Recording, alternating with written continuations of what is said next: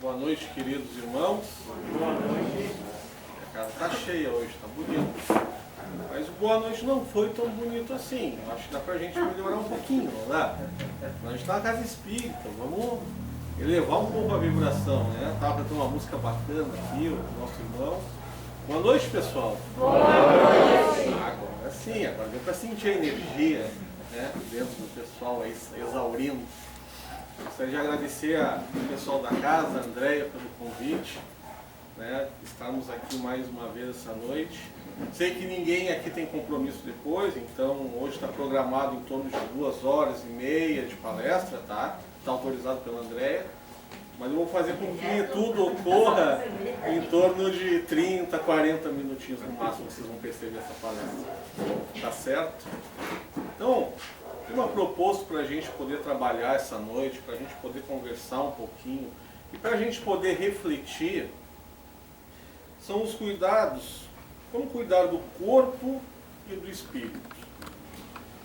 A gente precisa ter esses cuidados, alguns cuidados específicos com o corpo, alguns cuidados específicos com o espírito, mas nem só de um lado e nem só para o outro. A gente tem que procurar o equilíbrio na vida. E na questão 27 do Livro dos Espíritos, Allan Kardec ele vai questionar a espiritualidade sobre essa questão, né, do espírito, da matéria, como é que funciona tudo isso? Qual é a criação de Deus? O que Deus fez? O que Deus faz até hoje? Aí ele pergunta o seguinte, então dois elementos gerais do universo, a matéria e o espírito? Ele questiona, é o que existe no universo, matéria e espírito? A espiritualidade responde assim, sim, e acima de tudo Deus, o Criador, o Pai de todas as coisas. Deus, espírito e matéria, constituem o princípio de tudo que existe, a Trindade Universal. No livro Evolução em Dois Mundos, André Luiz vai nos informar que nós somos co-criadores. Existe a cocriação em plano maior e a cocriação em plano menor. Isso vai depender basicamente do grau de evolução de cada espírito, aonde ele está participando. Nós, como espíritos que ainda precisamos avançar bastante na nossa evolução, somos co-criadores, só que em plano menor. Por exemplo, a gente vai lá, pega uma árvore, corta a árvore e forma uma parede. Nós extraímos da natureza a matéria essencial que nós temos à nossa disposição e transformamos em melhorias para o nosso viver, para o nosso conforto, para que a gente possa trabalhar, manipular. Nós viemos aqui para aprender. E o aprendizado também se faz principalmente através do trabalho. E os co-criadores em plano maior, como é que funciona? Deus, ele cria o elemento essencial que vai dar origem a todo e qualquer tipo de matéria. Então quer dizer que o mesmo princípio que vem da madeira, vem do cimento, vem do barro, vem do nosso corpo. Sim, é o mesmo princípio. Só que ele se molda conforme a necessidade de cada planeta.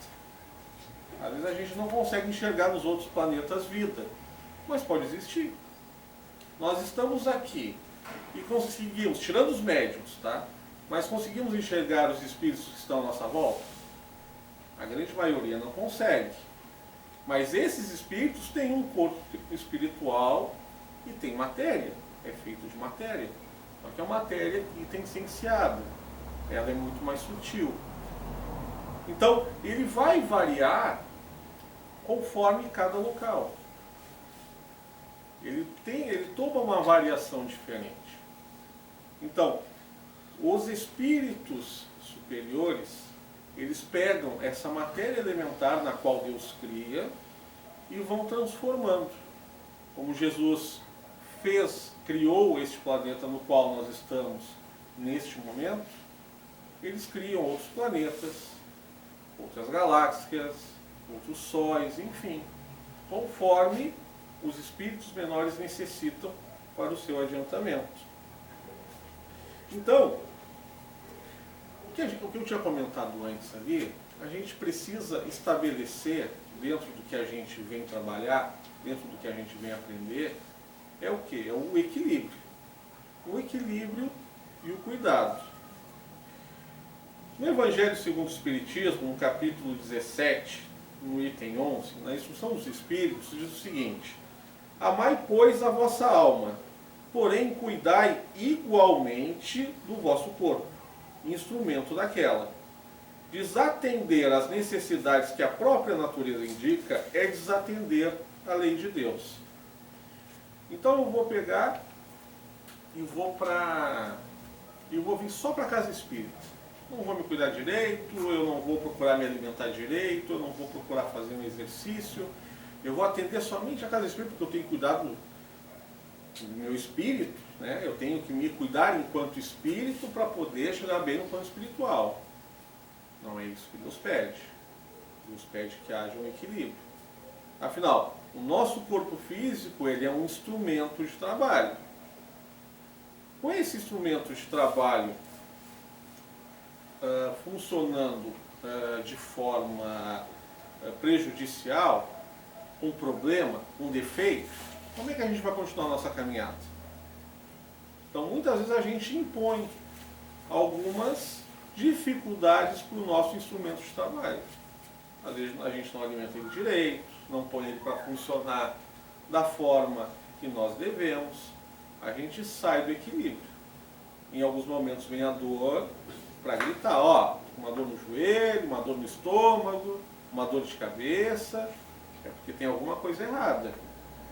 Nós estamos tendo algum tipo de atitude equivocada e a dor ela vem para que a gente, para nos alertar, ó, vamos repensar.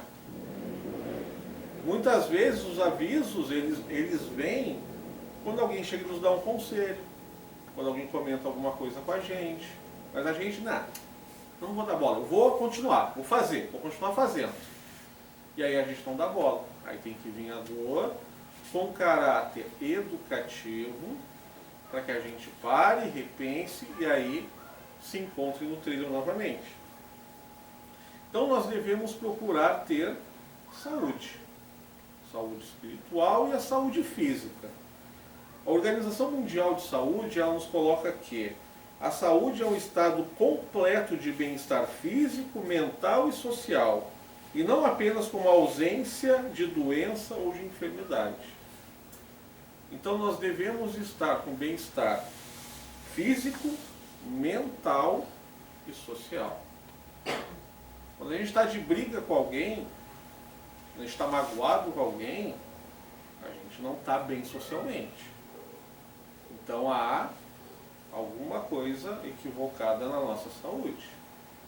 Por mais que a gente não perceba, mas nós estamos fazendo alguma coisa de ruim para nós mesmos. A questão da nossa mente, o cuidado que nós devemos ter, a educação dos nossos pensamentos, o policiamento dos nossos pensamentos, aqueles que não são tão bons, o fortalecimento dos pensamentos bons, a questão da oração, isso tudo a gente tem que fortalecer para poder viver bem. E a questão física, né? Alimentação, exercício, enfim. No livro Cura e Autocura de Andrei Moreira, que é palestrante espírita e médico, ele vai dizer o seguinte para a gente sobre a doença. A doença pode ser entendida como uma mensagem da alma e que, por meio dela, pode-se chegar ao maior conhecimento de nós mesmos. Quando a dor e o sofrimento aparecem, é porque o equilíbrio precisa ser refeito. Então, quando a dor se depara com a gente, nós nos deparamos de frente com a dor, o que a gente faz? Será que a gente para e se questiona, o que será que essa dor está querendo me dizer? O que eu estou fazendo errado? Seja ela moral ou física, porque alguma coisa está fazendo de errado. O que essa dor está querendo me dizer? Olha, pai, aí a gente vai nas nossas orações, vai na conversa com Deus.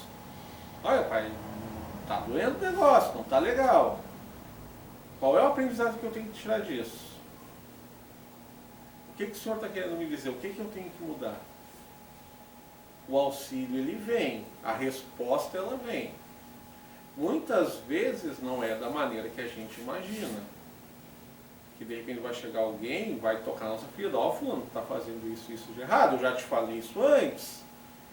E geralmente, a resposta mais certeira e mais doída é aquela que vem de dentro da nossa casa.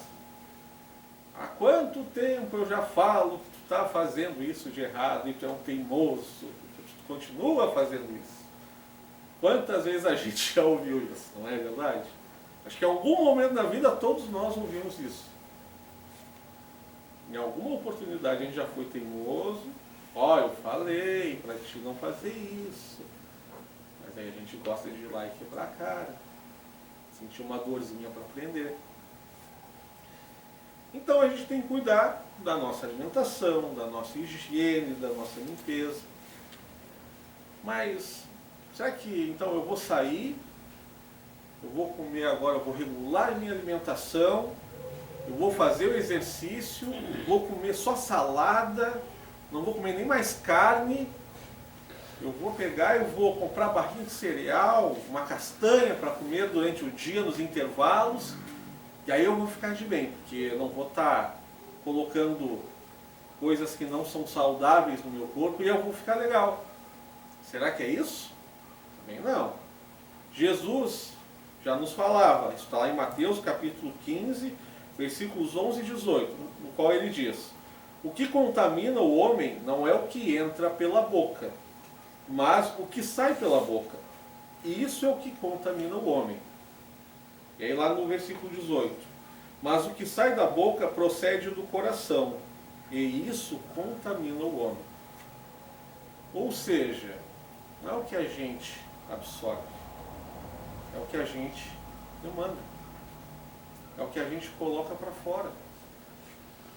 E isso vai contaminar a gente, vai contaminar o nosso corpo, contamina os nossos pensamentos, contaminam as nossas atitudes, contamina a nossa existência. E aí, eu estou fazendo alguma coisa para tentar ter uma vida saudável por dentro? Ter bons pensamentos, boas atitudes? Porque a ciência também explica que boas atitudes, que bons pensamentos fazem bem para a gente. Porque quando a gente se equivoca e começa a guardar ódio, rancor, mágoa, quando a gente não perdoa, quando a gente não ora, quando a gente não reza, a gente adoece. A ciência ela explica isso e ela chama essas doenças de doenças psicossomáticas. O que são as doenças psicossomáticas? São desordens emocionais ou psiquiátricas que afetam também o funcionamento dos órgãos do corpo. Então, ou seja, então quer dizer que se eu guardar uma mágoa por muito tempo eu posso adoecer? Posso, pode. Se eu não perdoar alguém, pode acontecer de eu ficar doente, contrair alguma enfermidade ou algo do tipo? Pode. Qual é a origem das doenças psicossomáticas? Elas estão relacionadas ao controle das emoções, sentimentos e do modo de pensar. As emoções incontroladas e os pensamentos negativos desencadeiam desequilíbrios mentais, que, consequentemente, sobrecarregam as funções orgânicas e atrapalham o funcionamento do corpo. Vejamos só, né? A gente tem um desequilíbrio emocional, a gente tem um pensamento ruim, a gente deseja o mal de alguém, e aí quem é o primeiro a sofrer? Somos nós mesmos. Quem é a primeira pessoa a sofrer o mal, o ato maldoso? Somos nós mesmos. Que a gente gera isso na gente, a gente descarrega primeiro em nós. Aí depois, se tiver em sintonia, se houver uma assimilidade, aí chega da outra pessoa. Mas primeiro vai chegar onde? na gente. E isso fora que a gente gera um padrão vibratório, conforme os nossos pensamentos, nossas atitudes, os nossos desejos, os nossos sentimentos. E a partir daí, nós chamamos para nós algumas companhias que a gente não enxerga. Mas conforme Paulo nos fala, que nós temos à nossa volta uma multidão de testemunhas. E quem são essas testemunhas que estão a todo momento à nossa volta? Quem são? Será que são seres benévolos que andam o tempo inteiro com a gente? Ou será que a gente não tem uma afinidade, né, que gosta de falar mal da vida do outro, que gosta de criar uma intriga, que gosta de potencializar aquela mágoa, aquela questão mal resolvida? Quem será que anda conosco? Ainda nas atitudes negativas, o estresse gerado por essas emoções afetam a capacidade de coordenação cerebral, o que impede a liberação das substâncias importantes para necessário ajuste da fisiologia do organismo. Então, eu tenho sentimentos e pensamentos que não são legais. O meu corpo, o meu cérebro, ele vai começar a funcionar de maneira equivocada. Vai começar a ter algumas falhas. E algumas funções, algumas substâncias na qual o meu organismo necessita, ele não vai receber. Por isso que muitas vezes tem que ir para o médico, tomar um remédio, as sinapses cerebrais voltam a funcionar após o remédio, mas não vai adiantar ficar dependente do remédio. Porque para o organismo funcionar de forma correta, depende das minhas atitudes. O remédio, ele vai colocar a gente, vamos dizer, ele vai ajudar a gente a voltar para o prumo. Mas efetivamente só vai acontecer se nós mudarmos as nossas atitudes. Então, algumas das origens dessas doenças são, por exemplo, herança familiar. Eu não tive uma infância muito legal, a minha família contribuiu para que eu fosse uma pessoa triste, eu fosse uma pessoa cabisbaixa, uma pessoa depressiva. Isso pode acontecer. Menor controle das emoções, a raiva, o isolamento social, a angústia, a tristeza e também os resgates que nós viemos fazer. E a gente também não está aqui só porque nós somos mocinhos. Desculpe os mais elevados aqui, mas aqui quem vos fala é o mais endividado, porque senão não estava aqui na frente falando. Então todos nós temos algo a aprender, algo a resgatar. Muitas vezes é difícil a convivência com algumas pessoas, e às vezes é essa pessoa que mais toca na nossa ferida está dentro da nossa casa. E é a pessoa que a gente mais espera o apoio, só que em vários momentos é de onde mais vem a cutucada. E aí dói, claro, e dói, toca na nossa ferida. Mas a gente começa a mudar e entender os outros quando a gente coloca uma coisa na mente, que é o que Santo Agostinho falava, que os outros são como são. Os outros são aquilo que eles são. Quando a gente coloca alguma expectativa nas pessoas, a gente em algum momento vai começar a se frustrar. Porque eu coloquei uma expectativa, ela é assim, ela vai ter que fazer assado. Em algum momento não vai fazer a minha vontade, porque ela é diferente de mim. Tem gostos diferentes, tem hábitos diferentes, tem uma educação diferente. Então, quando a gente começa a tirar as expectativas, a gente entende, poxa, aquela pessoa fez, ela falou alguma coisa, ela foi grossa comigo, poxa, tá, mas é o momento dela. É o momento dela. Isso, de repente, é o que ela ganhou a vida inteira e é o que ela tem para oferecer agora. Não é a questão de passar a mão na cabeça. Apontar o que está errado reconhecer o erro, mas também a gente não precisa condenar. A gente não precisa pegar e eliminar a pessoa. Procurar ajudar, auxiliar, mostrar onde está o erro.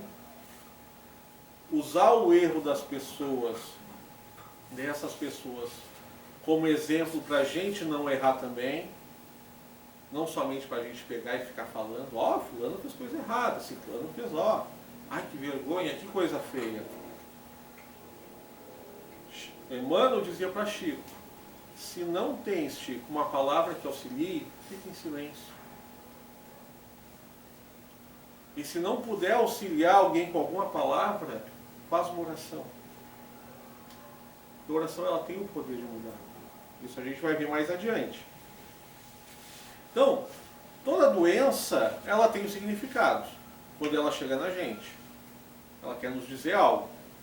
E a ciência já descobriu que algumas doenças partem de algumas atitudes.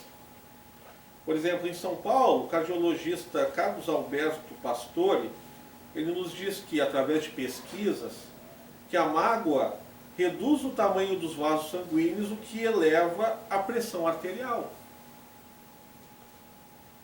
Então, quando a gente guarda a mágoa, se depois de um tempo apresentar pressão arterial elevada, pessoal, não é estranho. A gente não pode estranhar, que está relacionado. A raiva aumenta a produção de substâncias inflamatórias. A ansiedade está relacionada a grande parte dos infartos.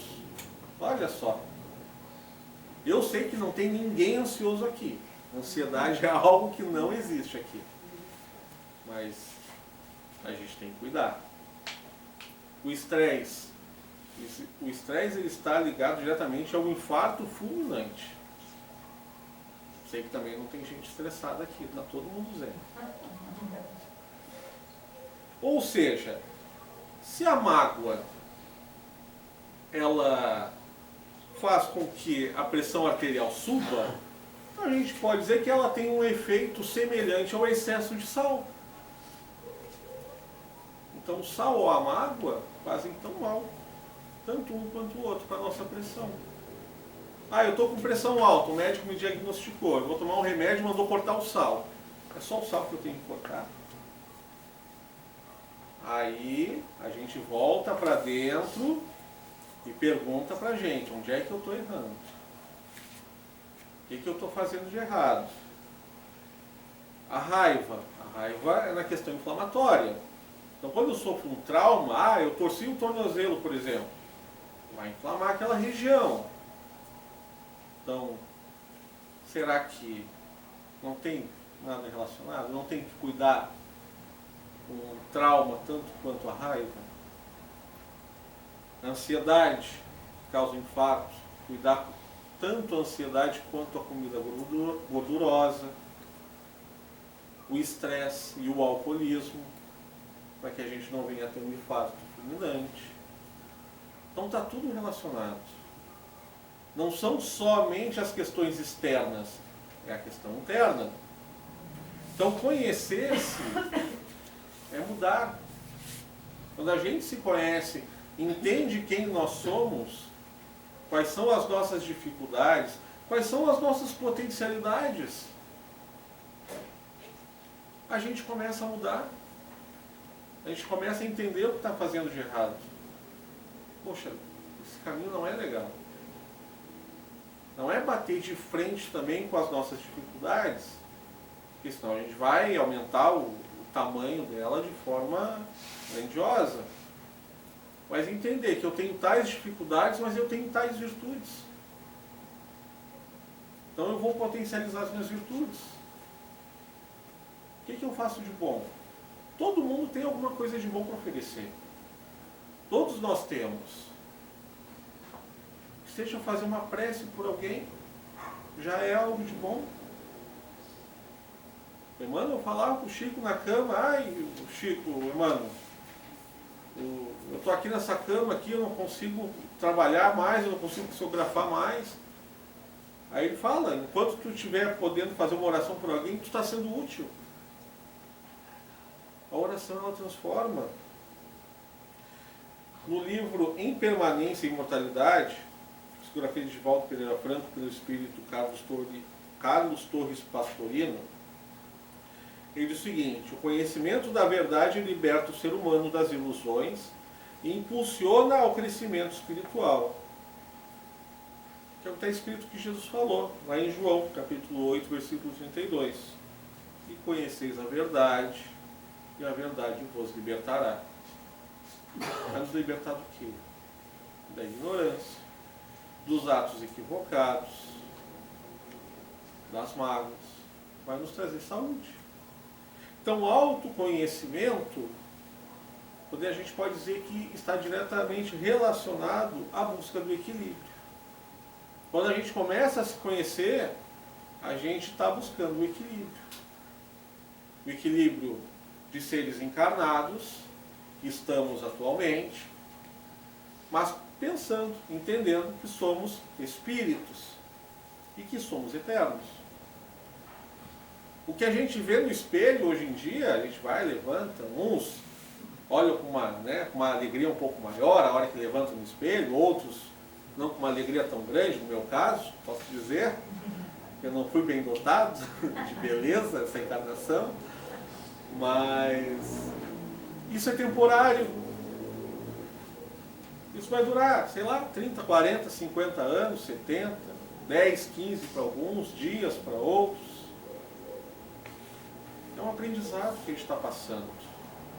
Daqui a pouco mais a gente volta para o plano espiritual, faz um balanço do que a gente acertou, do que a gente errou, do que a gente precisa ainda resgatar, do que ainda precisamos aprender. E depois a gente volta em outro formato, muitas vezes num outro corpo, de um sexo diferente. Porque o espírito não tem sexo. O espírito ele é unissex. Então uma hora podemos vir como homem, outra hora como mulher. Isso é indiferente porque nós temos que passar pelo processo de aprendizado, pelo processo de crescimento espiritual.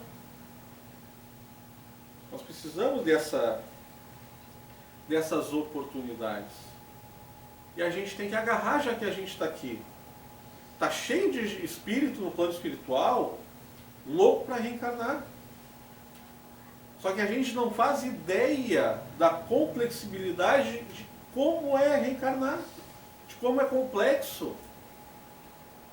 Tem espírito que às vezes precisa de uma pessoa para poder reencarnar, para poder fazer um resgate.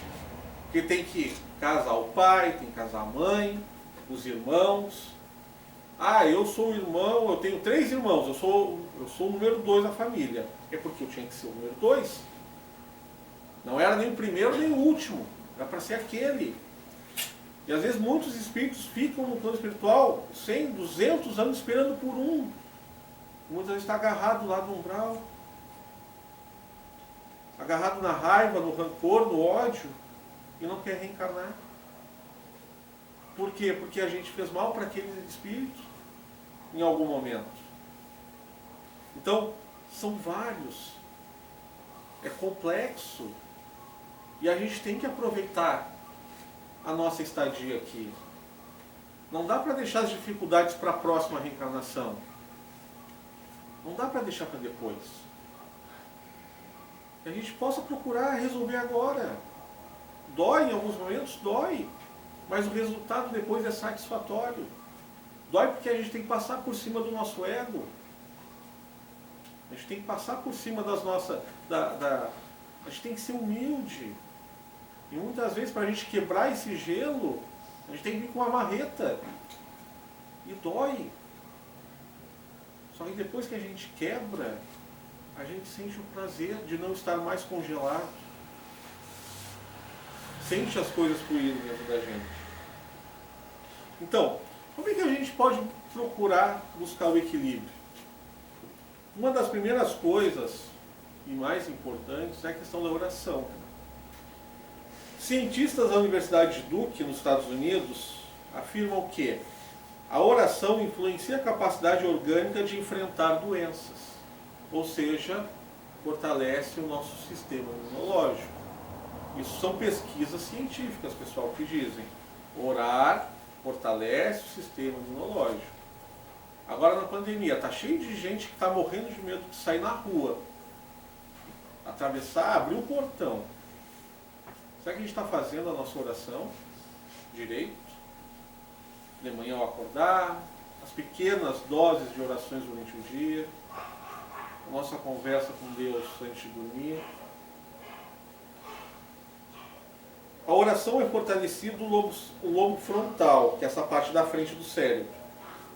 Parte do cérebro que ativa o sistema imunológico. Quem ora tem mais saúde física e mental. É mais fortalecido mentalmente para enfrentar situações. Tem a pressão arterial normalizada quem ora. Olha só. Minha pressão está alta, mas será que eu estou rezando direito? Não sou eu que estou dizendo, são os pesquisadores. A oração também faz as pessoas serem longevas. Deixa as pessoas viverem mais tempo. Faz com que as pessoas vivam mais tempo. Que é o que está lá em Tiago, capítulo 5, versículo 15, onde Jesus fala: e a oração da fé salvará o doente, e o Senhor o levantará. Mas vai salvar assim, eu rezei, eu me curei? Não, é o hábito. Que é como se fosse um remédio que a gente toma. Tu vai ter que fazer um tratamento de 6 meses para o remédio. A gente vai lá, toma um remédio direitinho, de 8 em 8 horas, 12 em 12 horas, uma vez ao dia, enfim. E a oração é a mesma coisa. É aquele remédio que a gente toma para fazer bem para nós mesmos. O perdão. No Centro de Ciências do Bem Maior, na Universidade de Berkeley, na Califórnia, diz que o perdão faz ter uma vida mais longa também. Proporciona uma redução no estresse. Sei que não tem ninguém estressado aqui também. Melhora a qualidade do sono. Sei que todo mundo dorme bem aqui também. Todo mundo deita na cama, tranquilamente dorme. Pedir perdão, isso que eles estão falando, pedir perdão é auto-perdoar-se. Muitas vezes a gente erra com as pessoas. As pessoas erram com a gente também. E aí a gente vai lá e não perdoa, a gente fica carregando aquilo dentro da gente. Quando a gente perdoa, a gente entende que a pessoa errou e que a gente pode errar também. E se a gente tem alguma dificuldade, se a gente tem alguma coisa com alguma outra pessoa, isso pode facilitar o processo interno de nos perdoar. Porque todos nós, em algum momento, a gente fez alguma coisa errada e a gente ficou chateado com a gente mesmo. Isso é normal. Mas a gente tem que entender isso, que a gente também tem que ter o processo do auto-perdão.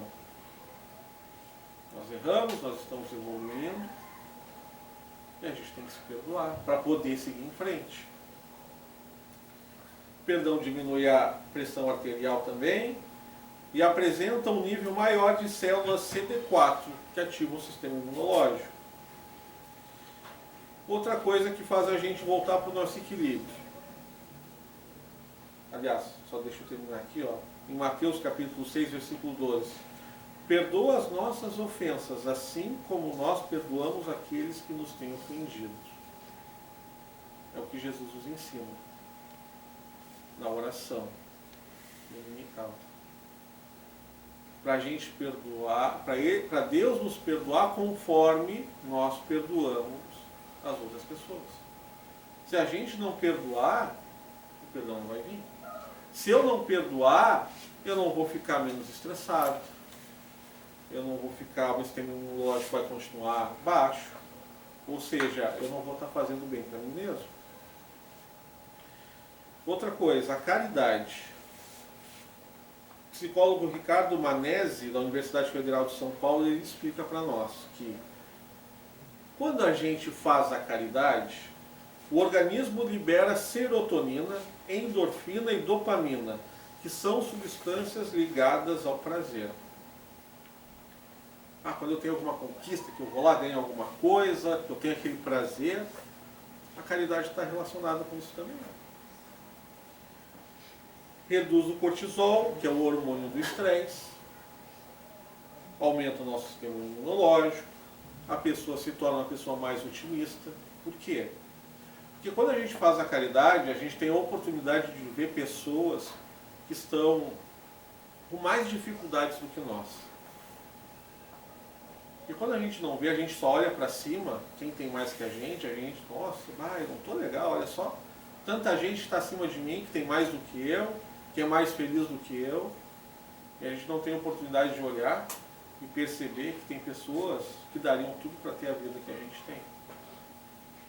Muitas vezes a gente tem que lembrar do tempo que a gente sonhava em ter a vida que a gente tem hoje. E a gente esquece. João, capítulo 10, versículo 10, Jesus nos diz o seguinte: eu vim para que tenham vida e a tenham com abundância. Através do perdão, da caridade, da oração, fazemos bem a nós mesmos. Tanto na questão espiritual, moral e física. Isso está comprovado pela ciência. Então, quando a gente entra no processo de autoconhecimento, bem, eu vou me autoconhecer, eu vou procurar me identificar. Eu vou procurar me ver como espírito que eu sou. Depois de algum tempinho, a gente começa a educar o nosso intelecto, os nossos pensamentos. Depois de algum tempo, com a habilidade de educar os nossos pensamentos, a gente começa a educar os nossos sentimentos. Posteriormente, a gente começa a educar a nossa vontade. E aí a gente entende o livre-arbítrio. Porque o nosso livre-arbítrio ele vai ser ampliado conforme nós tivermos mais noção das nossas responsabilidades. Por que tem espírito que roda de um planeta para outro aí de uma forma tão simples, a gente mal consegue sair daqui? A gente mal consegue sair, às vezes, do bairro aqui do Madrid ou ir para São José. A gente não tem noção do nosso livre-arbítrio. Mas tudo começa com o autoconhecimento, educação dos pensamentos, dos sentimentos, da nossa vontade. E aí a gente chega no entendimento maior, que é o entendimento do amor. Que é o que Paulo, na primeira carta aos Coríntios, coloca no capítulo 13, nos versículos 12 e 13. Ele coloca o seguinte: ainda que eu falasse a língua dos homens e dos anjos, e não tivesse amor, seria como metal que soa, ou como sino que tine. Ainda que tivesse o dom da profecia, e conhecesse todos os mistérios e toda a ciência, e ainda que tivesse toda a fé, de maneira tal de transportar os montes, se não tivesse amor, não nada seria. E quando a gente faz as coisas e a gente faz com carinho, tem um valor diferenciado. Quando a gente é percebido por alguém, é lembrado por alguém, e a gente vê, a pessoa fulana foi lá, chegou hoje na minha casa ali, me trouxe, sei lá, alguma coisinha pequenininha, que não custou quase nada de dinheiro. Fulano, lembrei de ti hoje, eu vi isso aqui, lembrei de ti. Não é gostoso? Não é satisfatório? Poxa, que legal, a pessoa lembrou de mim. Lembrou com amor, com carinho, a gente sente a energia. Por isso que é bom. Agora não adianta chegar e encher de presente, trazer um carro de 1 milhão aí, uma casa enorme, se está vazio. Quanta gente hoje tem tudo o que o mundo material oferece, mas tem um vazio enorme por dentro. Aí no versículo 13 vai dizer: agora, pois, permanecem a fé, a esperança e o amor. Esses três, a fé, a esperança e o amor. Mas de todos, o maior ainda é o amor. Por isso que Jesus vem nos dizer, em João capítulo 15, versículo 12, que o meu mandamento é este, que vos ameis uns aos outros, assim como eu vos amei. Não é conforme eu acho que tem que amar, conforme eu entendo. É conforme Ele fez por nós. Ele nos amou. Mas poxa, fica tão difícil assim, né? Ainda está tão longe da gente. Não dá para traduzir um pouquinho? Aí Paulo, lá em Romanos, capítulo 12, versículo 10, ele vai dizer: amai-vos cordialmente uns aos outros, com amor fraternal, preferindo-vos em honra uns aos outros. Respeito, a dignidade, a oportunidade das pessoas se redimirem, a oportunidade de nós nos redimirmos, desejar o bem, se a gente puder, com atitudes. Atitudes físicas, nem sempre a gente vai conseguir, mas a atitude do bom pensamento, a atitude da oração, que consequentemente nós estaremos fazendo bem a nós mesmos. Esse é o intuito da coisa. Eu gostaria de agradecer a oportunidade de estar aqui. Obrigado, André, pelo convite. Que todos fiquem na paz do Cristo. Todos tenham uma boa noite. Só uma